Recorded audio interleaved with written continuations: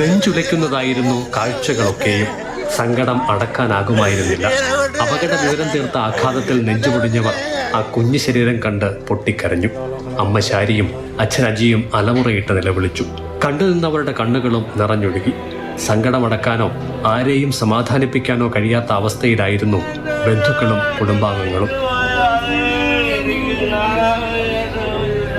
ശരിക്കും നമുക്കകത്ത് നിൽക്കാൻ പറ്റില്ല. അതുപോലത്തെ ഒരു അവസ്ഥയാണ് ഇതിനകത്തുള്ളത്. അച്ഛൻ്റെ അമ്മയുടെയും ഏക പ്രതീക്ഷയാണ്.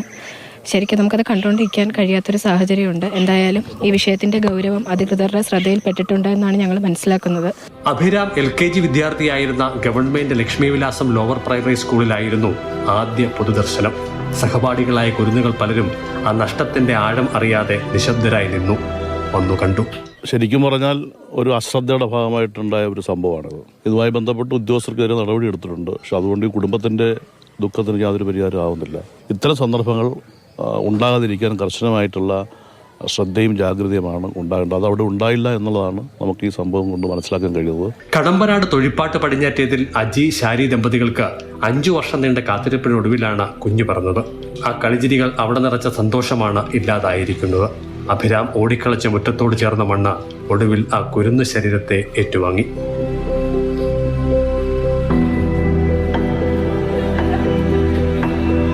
വിലാപങ്ങൾ നിറഞ്ഞ വീട്ടിലെ മറ്റൊരു മുറിയിൽ അഭിരാമിനായി വാങ്ങിക്കൂട്ടിയ കളിക്കോപ്പുകൾ കൂട്ടിയിട്ടിട്ടുണ്ടായിരുന്നു. ആ വേർപാടോടെ അവ കൂടിയാണ് അനാഥമാകുന്നത്.